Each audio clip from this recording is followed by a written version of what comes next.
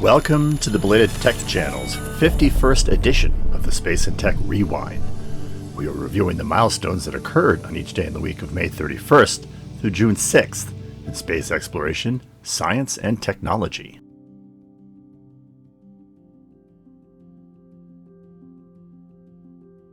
May 31st, 1953. The Westinghouse Electric Corporation's S-1W nuclear power plant began to produce power in significant amounts at the National Reactor Testing Station near Arco, Idaho, USA on this date. It was the first operating nuclear power plant ever. The S-1W was intended to demonstrate the feasibility of nuclear propulsion in a submarine, and a variant of the reactor was installed in the USS Nautilus, SSN 571, which was launched on January 21, 1954. Westinghouse began designing the S-1W on December 31, 1947, 28 months after the end of World War II. Naval nuclear reactors have proven to be a reliable and safe alternative to hydrocarbon-fueled boilers, particularly for enormous ships like aircraft carriers and submarines, which need to remain submersed for long periods of time. However, scrapping nuclear vessels has proven to be a thorny problem for the U.S. Navy. Submarine reactor sections are cut from scrapped hulls after they are defueled, and then sealed and transported to Washington State's Hanford Nuclear Reservation's open dry storage, where they are prepared for eventual shallow burial. Spent fuel sent to the National Reactor Testing Station, now known as the Idaho National Laboratory. As of the date of this video, one nuclear aircraft carrier, the Enterprise CVN-65, is awaiting scrapping, as well as one nuclear-guided missile cruiser, the Long Beach CGN-9, and 18 nuclear attack submarines.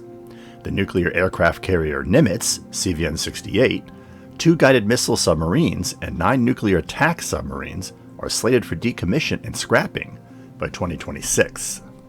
Over 100 U.S. nuclear hulls have been scrapped since the first one.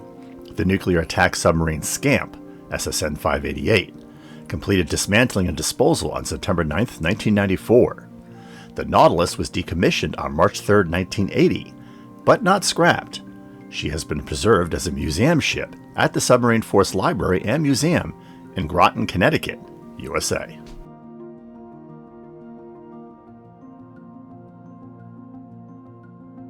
June 1, 1943. The Messerschmitt Me-163B rocket interceptor was successfully flown at Bremen, Augsburg, and near Leipzig, Germany on this date. Over 300 Me-163Bs were produced by Junkers by the end of 1944, and they became the very first rocket-powered aircraft put into combat operations. Although only 6 Me-163s were lost through enemy action, the Luftwaffe was only able to bring down 16 aircraft, mostly bombers. This lack of combat effectiveness and acute fuel shortages led German High Command to ground the entire fleet and transfer all the pilots to units that fielded the more successful Me-262 jet aircraft. 10 examples of the Me-163 still exist, 3 of which can be found in U.S. museums, along with a single JM-8, the Japanese version.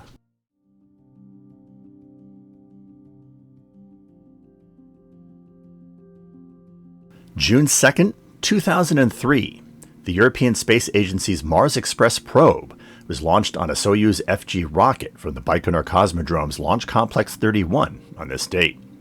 The vehicle contained the Beagle 2 lander, which would separate from the Mars Express when the orbiter portion reached the red planet and began its vigil. The Beagle 2 was intended for an astrobiology mission that would have looked for past life on and down to 4.5 feet under the surface of Mars. Unfortunately, contact was lost with the lander at the time of the expected landing on December 25th.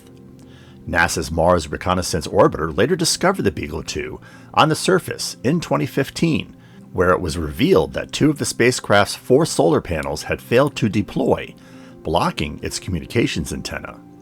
The Mars Express Orbiter is still operational, being the second longest active craft in orbit after that of the NASA's Mars Odyssey, which arrived on station in 2001.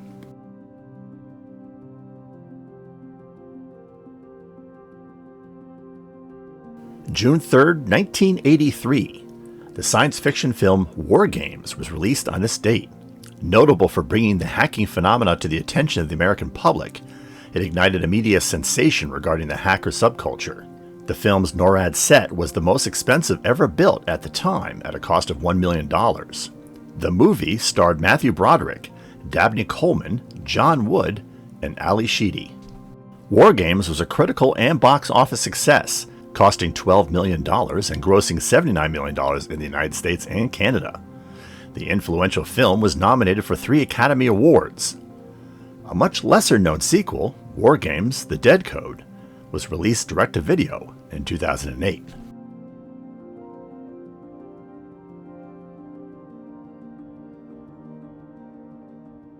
June 4th, 1977. The VHS videocassette format is introduced as VidStar in North America at a press conference before the Consumer Electronics Show started in Chicago on this date. VHS, or Video Home System, was based on an open standard developed by JVC in 1976. As compared to the Sony Betamax format it would compete against, VHS allowed longer playtime, faster rewinding, and fast forwarding. The VHS format eventually pushed Betamax out of the market and went on to dominate video distribution until the introduction of the DVD in 1995. Sony was to have the last laugh.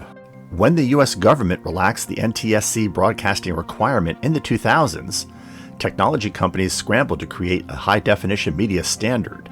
Sony had led the way with their Blu-ray disc in 2003, but Toshiba followed with their less expensive HD DVD standard in 2006.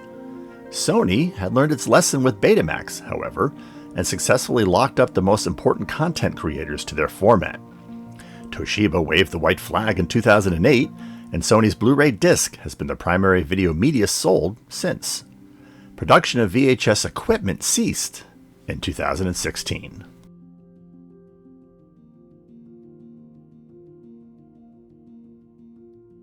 June 5th, 1984. Alexei Pajitnov first releases the game Tetris in the USSR on this date, which eventually became one of the most popular puzzle video games of all time. Originally programmed for a Soviet-built Electronica 60 computer, the game was soon ported to the IBM PC, where it spread quickly throughout Moscow and the rest of the USSR. Tetris eventually appeared in Hungary, and from there the game was discovered in the West, which was followed by various attempts to license it for sale from the Soviet government. By 1989, half a dozen different companies claimed rights to create and distribute the Tetris software for home computers, game consoles, and handheld systems. It would be 7 more years before Pajitnov emigrated to the US and reclaimed those rights and collected royalties. Pajitnov worked for Microsoft from 1996 to 2005, after which he went into semi-retirement. The computer engineer was the designer or contributor for 16 games other than Tetris, including the popular game Hexic for the Windows OS and Xbox 360.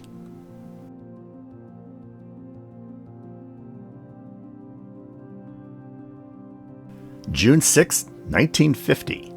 Caltech physics professor, former U.S. Army brevet colonel, and Chinese citizen Hsu Shenxian's security clearance was revoked by the Department of Defense, and he was placed under investigation by the FBI for espionage on behalf of the CCP on this date. Xian had planned to resign from Caltech and move back to China, but he was caught attempting to smuggle classified documents in his baggage by U.S. Customs.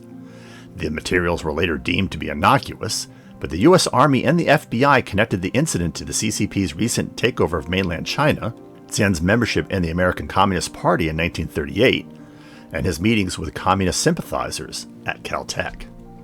At issue was the fact that Xian had worked on both the Manhattan Project and the U.S. Army's rocket development projects all through the 1940s. After 2 weeks in prison, Xian was released and remanded to house arrest for 5 years. At that point, he was returned to China as part of a prisoner swap for Korean War POWs and joined the CCP's military aerospace complex, directing efforts to produce nuclear weapons, ballistic missiles, and a nascent Chinese space program. Xian eventually was elevated to the Central Committee of the CCP. The physicist never spoke to a Westerner again. He retired in 1991 and died on October 31, 2009. He was 98.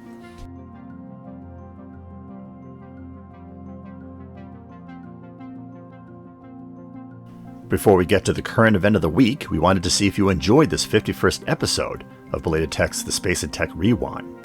If so, click that like button. Did you agree with our choices, or are there other events that were better? Go ahead and share with us by dropping a comment below. And if you have suggestions for an event in the future, we'll take those too.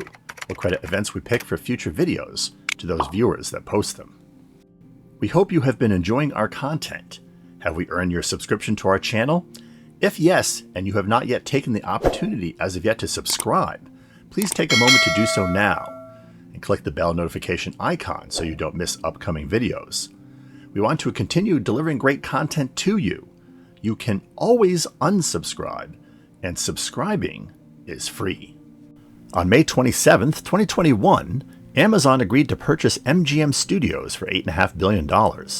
The deal includes MGM's library of about 4,000 films, including the James Bond franchise and Legally Blonde, as well as 17,000 television episodes, including those from the Handmaid's Tale TV series.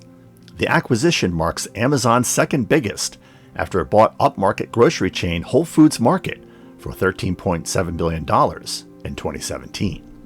MGM Studios' creditors have been running the content creator since its bankruptcy filing in 2010, and after a series of acquisitions, the studio seemed to find its feet. However, the pandemic and its effect on movie theaters spurred MGM Holdings to sell the studio in December of 2020. Amazon is under rising scrutiny for anti-competitive practices, so it is hard to imagine how an acquisition of MGM will help it deal with regulators. The online retail giant already controls a significant amount of content through its Amazon Prime Video service, and it also produces films and TV programming through its own studio.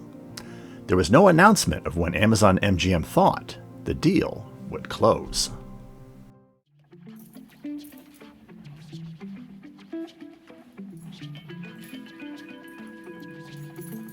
Links to some of our most recent episodes can be found in the description section below. You can peruse our entire 250 plus video library by looking at our playlists, which conveniently sort videos by subject. We announce all new videos on our microblogging accounts, as well as in the community feed for this channel. Want to know how to navigate our channel content? We refer to RetroTech and Innovation documentary segments as episodes. Coverage of current events in space exploration, science, and technology are labeled as shorts. Space and tech history are documented in an anthology called Milestones. And gameplay recordings can be discovered on the Belated Tech Gaming channel in videos called walkthroughs and side missions.